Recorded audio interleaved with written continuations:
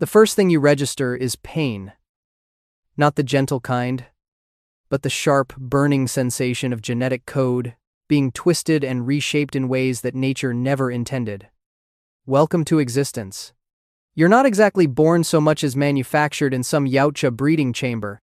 Your DNA spliced with theirs until you're part reptile, part hound, part nightmare. The lab lights are too bright, and you can already smell blood. Yours, probably. The armored giants standing over you don't seem particularly interested in whether you make it through the next 5 minutes. You do, though. Congrats on surviving your first test. There will be many more. Your first few weeks are spent in a pen with 5 other hounds. You don't have names because the Yautja don't care enough to give you one. You're Hound 3 or Pack Member 2, and that's about as personal as it gets. The food comes in chunks of raw meat that you have to fight for, and yeah, your siblings are absolutely willing to take a chunk out of you for an extra bite. The pecking order establishes itself fast. You're somewhere in the middle, which means you're strong enough to survive but not cocky enough to challenge the alpha. That's fine, the alpha gets the most scars anyway. Your body grows fast. Within weeks, those stubby legs turn into powerful limbs covered in scales that shimmer with an oily sheen. Your jaw fills out with teeth designed to puncture and hold, not chew. The exoskeletal armor plating across your back and shoulders starts hardening. And those little horn nubs on your head? Yeah, those are getting pointy.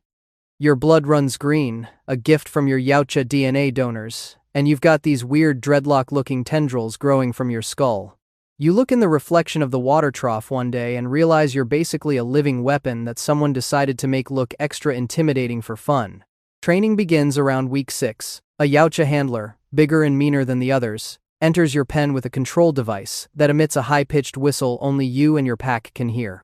The sound cuts through your skull and makes your legs buckle. You learn real quick that whistle means come, and if you don't come fast enough, the pain gets worse. Classical conditioning at its finest. The handler runs you through drills. Track this scent. Flush out that target. Hold position. Attack on command. Stop attacking on command, which is honestly the hardest one because once you taste blood, every instinct screams to keep going. The handler brings in live targets, small creatures that scatter when released. You learn to corner them without killing, to hold them down until the whistle sounds. Failure means the pain device activates. Success means an extra ration of meat. Your brain rewires itself around these rules until they become more powerful than hunger or rage.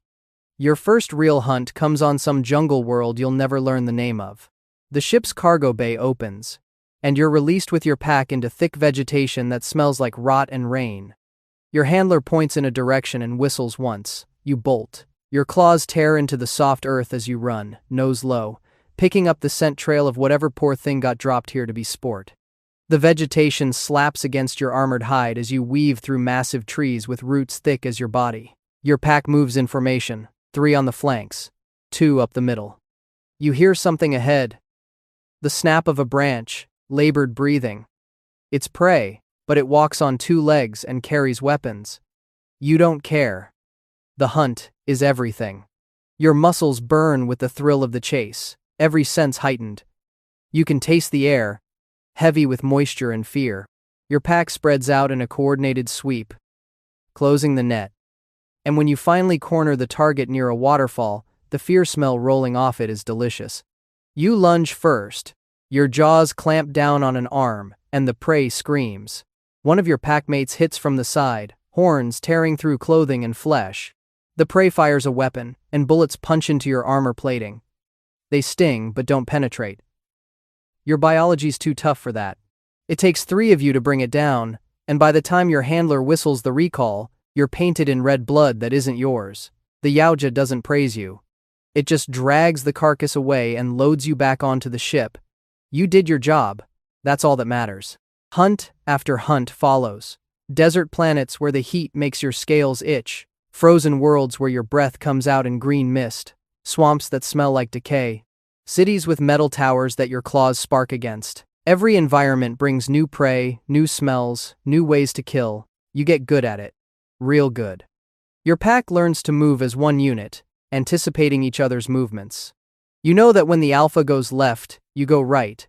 When your smallest packmate yelps, You turn to defend. The Yautja watches from a distance, sometimes stepping in to claim the kill, sometimes letting you and your pack tear the prey apart. Not every hunt goes smooth. There's one target that fights back harder than expected. It's got some kind of explosive weapon that takes out two of your packmates in a flash of fire and noise. The blast throws you into a tree hard enough to crack ribs beneath your armor. You're down for a few seconds, vision swimming. And when you stagger back up, the target is running. Your handler doesn't whistle, doesn't call you back. You know what that means. Finish it. You tear after the prey alone, rage pushing past the pain in your side. When you finally catch up, you don't go for a clean kill. You make it hurt. The pack dynamic shifts over time. Your alpha gets too aggressive during a hunt and takes a blade to the throat from a particularly skilled target, bleeds out green all over the ground. Suddenly you're moving up the ranks. The remaining 4 look to you now when the whistle blows. You're the decision maker, the strategist, the one who gets the biggest chunk of meat. With authority comes responsibility, and that responsibility is keeping everyone alive long enough to see the next hunt. Harder than it sounds when your handler keeps dropping you into increasingly dangerous situations. One hunt stands out. Your pack gets deployed on a planet that's basically one giant preserve for the Yautja to play hunting games. There are other creatures here, things you've never smelled before. Some walk on 2 legs and carry projectile weapons. Others are massive beasts with armor thicker than yours. Your job is simple. Find the 2-leggers, flush them out, let the Yautja do the killing. Should be routine. It's not. These particular targets are smart. They set traps, explosives hidden under leaves, tripwires that trigger logs to swing down from trees. One of your packmates steps wrong and gets impaled by sharpened stakes. Another loses a leg to an improvised mine. You push forward anyway because stopping means the pain of that whistle. And that's worse than any trap. You corner a target in a clearing, and it's holding something that looks dangerous. Your instinct says attack, but some deeper part of your brain, the part that's learned caution, makes you hesitate. The target throws the object. It's not a weapon, it's food. Fresh meat, still warm. You and your remaining packmates stop, confused. The target isn't running, isn't fighting, just standing there, offering a meal. Your handler whistles the attack command, but the sound seems distant. Wrong. The target reaches out slowly, fingers extended.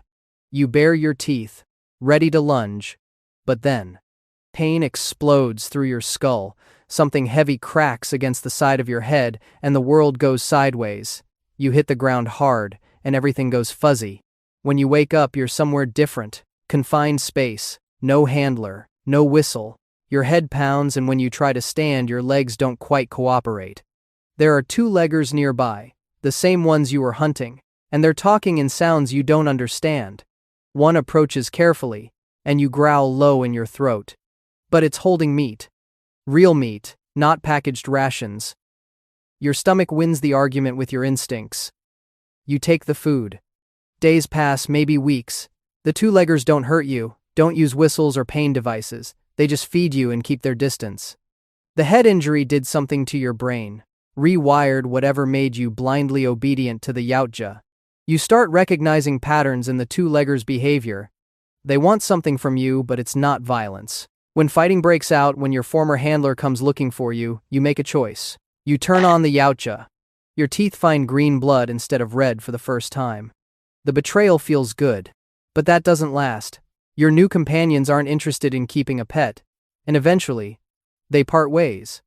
You're left alone, wandering through alien terrain without a pack, without a purpose. Your body's starting to show wear.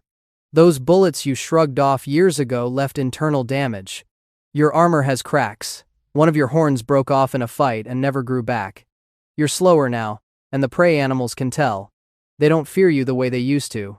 You find yourself back in familiar territory one day, near a Yautja outpost. Maybe instinct brought you here. Maybe stupidity. A younger handler sees you and reaches for a whistle device. You're already moving before the sound hits, jaws snapping. This time, nobody stops you. The green blood tastes bitter. When you're done, you're surrounded by dead Yautja and their equipment, and somewhere in the distance, you hear the familiar baying of a fresh pack being released. They're coming for you.